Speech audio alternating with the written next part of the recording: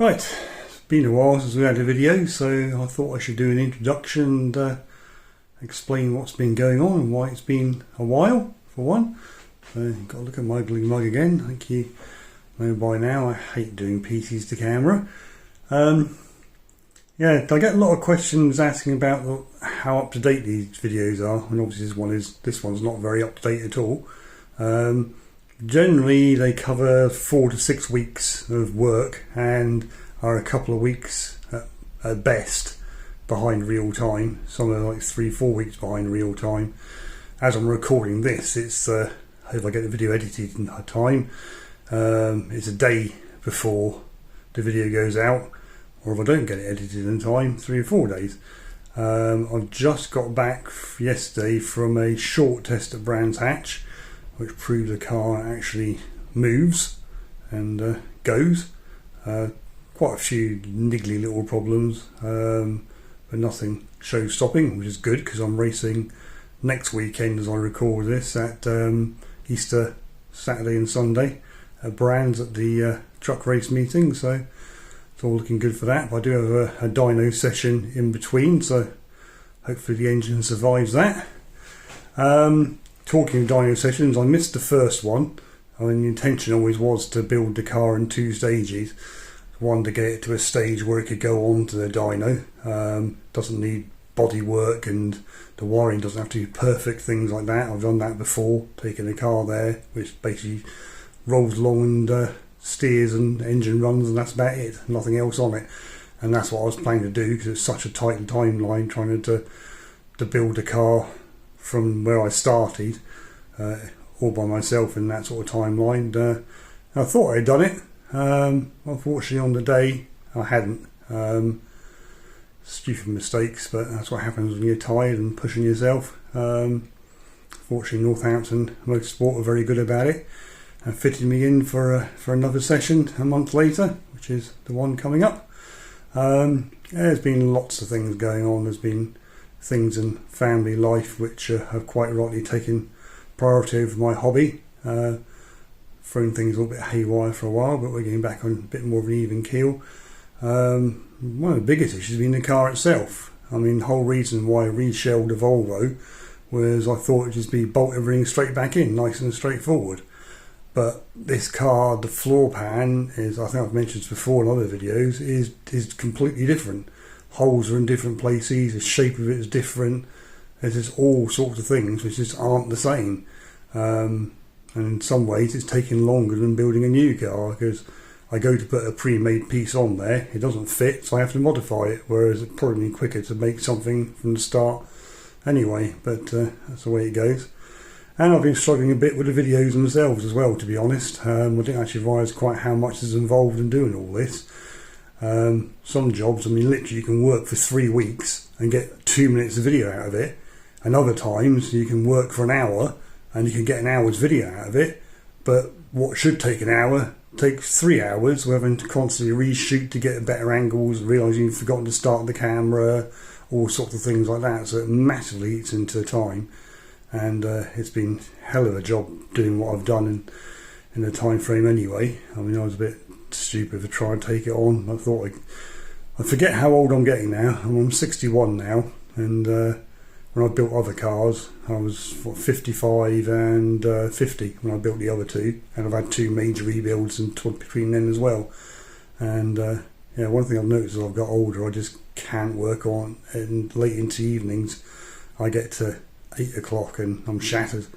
I have done a few 18-hour shifts, a lot of 12-hour shifts, and I've done one 24-hour shift, but in the old days I could have probably done 12 hours every day, no trouble, for 3-4 months, but yeah, not these days.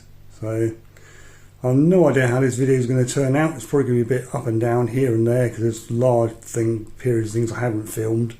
I missed the start of the engine, for instance, but not the end of the world. I mean, it's not as I built a new engine, it's the same engine in the old car, so I always knew it was going to run. But hopefully there'll be something in there interesting, and next couple of videos we should be a bit more into it, to be at the dyno and actually out on track and hopefully finishing a race for once. Right, shiny new windscreen all fitted.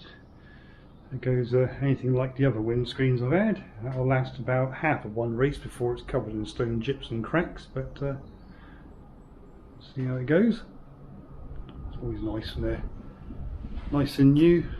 Power steering is finally in. Pump there.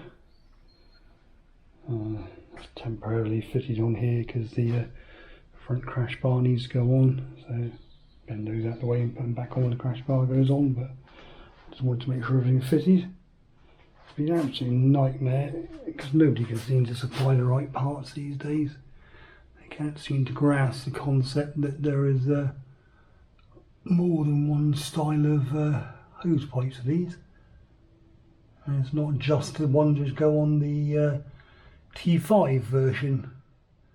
I think that was the only one they got in America, so it just seems to me that every parts company seems to think that that's the only one that exists.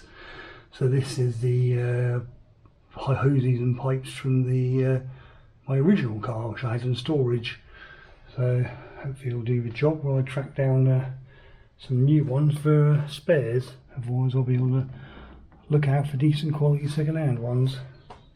But I've run the pump up by directly connecting the wires and everything, and all seems to be working fine. Sounds like a jet fighter on takeoff, but you're not going to hear that over the engine. Everything else is all in on there, I think, as I've shown before. Inside the car, everything's just shambles around here. The back brake lines are all running, and the hoses for the rear brakes are on. So we're pretty much done in the front here now. You see you up there, cables hanging everywhere. It's wires, throttle cable, that sort of thing. I'll go to the other side. Right, and there's the pedal box all connected up. I've got to bleed all the mouse cylinders because they've been a little drained out by now, so I get all the air out of those. So the next thing to do is either put the engine in or put the fuel tank in.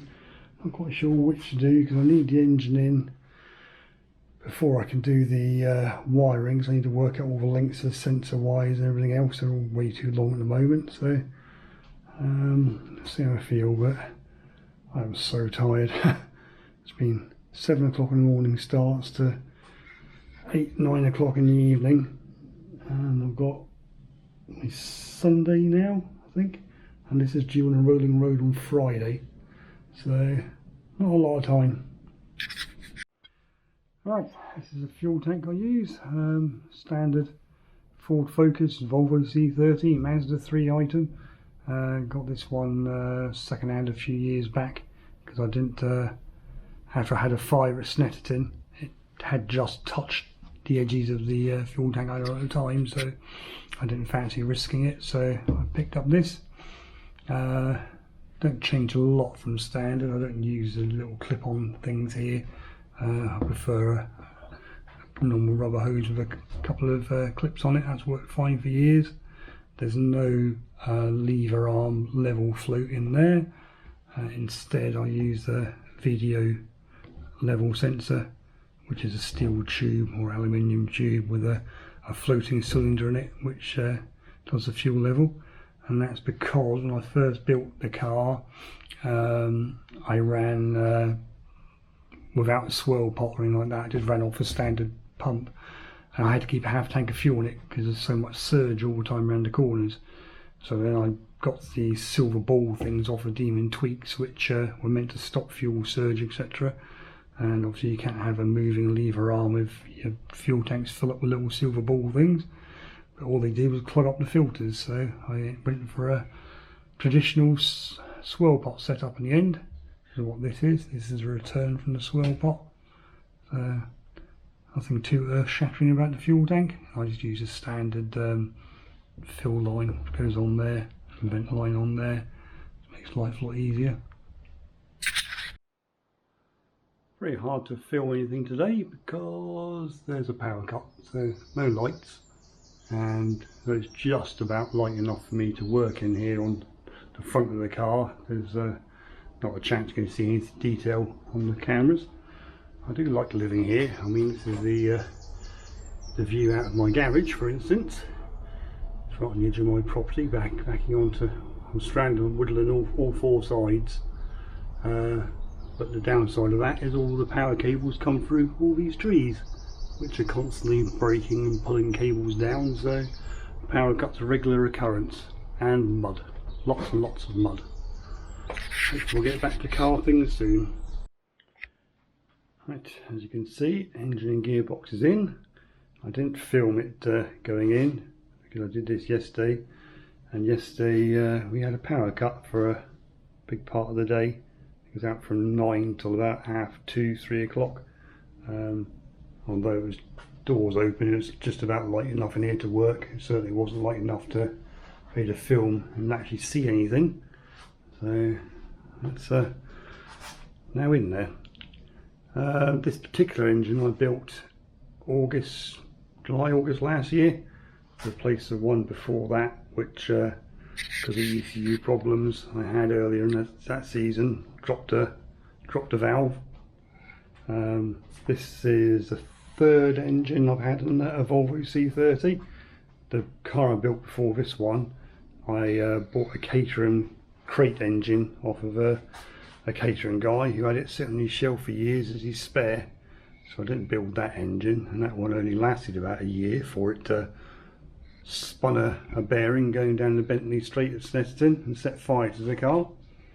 And I built the engine which I had in the other car before this one, and that lasted a nice long time before the ECU problems killed it. And this one is the latest one. Pretty different spec to ones I built before, because generally I just build a standard Duratec and put uprated cams on it, forged rods, forged pistons, and that's it. This one's got polished head, it's got steel crank, double valve springs, forged pistons, rods, so it's a pretty beefy unit, but built it that way more for strength than for outright power. No idea how much power it's going to make. Find out on the rolling road, because I normally dial them back rev wise from what they're ultimately capable of. I sort of run to about 8,000 revs, whereas the engine was certainly capable of going higher. This one for sure is capable of going far higher revs than that, but higher the revs, the worse reliability gets. Right, so I've got to keep plugging away. Okay, that's the engine bay just about done. Everything's all secured as neatly as I can get it. It's always a bit awkward when you've got pre-made engine wiring looms, because all the wires aren't exactly the right lengths, but worked out reasonably neatly. Fuel pipes all in. The only thing left to go is connecting the fan and the transponder up. And yeah, one thing I'm a bit annoyed about is the shroud which I have to let the air into the throttle bodies. That's been painted in the paint which I originally wanted to paint the whole car in, and you can, I'm not sure how well it shows up on camera, but it's a lovely bright white, and it makes the white the car's been painted in actually look a little bit cream. But when I started to build the car, nobody had enough of this in stock, so that's the way it goes. Knowing me, I'll probably strip the whole thing down in a couple of years and repaint it, because it pees me off so much, but we'll see. At the moment, I'm sick to death of building cars at the moment, so if it ever happens, it's going to be a while off. Right, let's crack on with getting the fan and transponder wired in and run the headlight wires, and then that'll be the engine bay all done and dusted. Right, as the windscreen wiper motor fitted. Those of you who have Volvos will know that's not a Volvo windscreen wiper motor. It's actually off Fiat Uno, and it's a single wiper blade, which goes on one side of the screen rather than reciprocating. It goes one side and then the other side. I don't think anybody's ever noticed that about the car before, that it's only got one wiper blade and the way it moves, but Right, that's how I do it. And the reason why I do it is because I can never figure out how to control the standard Volvo wiper motor. It all goes through control modules and CAN bus and everything else, and doesn't matter what sort of power I apply to it, it would never move. So I know how to wire these things up, so just chuck one of these in here and save the windscreen wiper blade at the same time. Right, that's the platforms in place for where all the wiring's going to go. Well, I like to do it is keep it underneath the dashboard, because it's a quick release dashboard, it's easy to get to, and just keeps things a bit neater. My wiring's not the best in the world, so tuck it all the way under the dashboard, nobody gets to see it, but well, unless things go wrong. I wired the car once already, because I wired it up for the rolling road session, which I didn't make, but that was just all just thrown together and just laid across the top of the roll bars, etc. So now it's time to do it properly. Right, starting to lay in the wires from the dashboard. Got all the that section is for all the switches, either directly to the PDM or from the steering wheel. And I've got that's a power steering controller back there. I've got to route all this lot across to the other side, which makes the most sense to hook everything up down that end. Got all the new loom made up for the back of the get around there. Just about to see that for the PDM. Even though you don't use, there's no sort of fuses and relays in this sort of setup, there's still an awful lot of wires, but it's getting there. One of these days it'd be lovely to have a full CAN bus system, but yeah, I can buy 4 or 5 sets of brand new tyres for the price of one of those. I'll just clip all this wire for now. Get a better look at the wires from this side. I made up 2 completely new connectors from this side, which was always the plan. When I had it wired up for the first aborted rolling road session, I just used the old ones from the old car and just laid all the wires across. It doesn't really matter as long as it's running, that's all that really matters for the rolling road. But now this is the final wiring stage, got to do it all a bit neater. Got the ECU mounted up there, still using an Omex 600. It'd be nice to have a fancier ECU with some more safety features, things like that, but yeah, it's all money. Right, so wiring all done. Got to the level I ideally wanted it, but it's very rare anything ever does meet what I plan in my head. I'm too much perfectionist for my own good, but it's a million times better than I had before. Everything's accessible and everything's labelled. I know where it all goes. I didn't know where it all went before, to be fair, but it wasn't the quickest thing in the world to get to bits. Or at least here I can get to everything. And if I've got anybody helping me, they can actually look and see what's going on as well. Whereas before it was all a mystery to people. Right, job which needs doing back here is to make some windows to fit in here. You can't buy these off the shelf because I don't think the market for people racing Volvo C30s is big enough for any of the companies to make it worthwhile, so I have to make my own. Quite a bit of faffing around to get all this measured up. I do have a 3D scanner, but I just haven't had time to learn how to use it all properly yet, so done it the old-fashioned way with creating some templates and then scan those in a flatbed scanner into my CAD software, so I can cut out a template, which is, we can do this one-handed. Right, so that's all cut out of hardboard, and it's actually in the right position. It fits quite nicely, so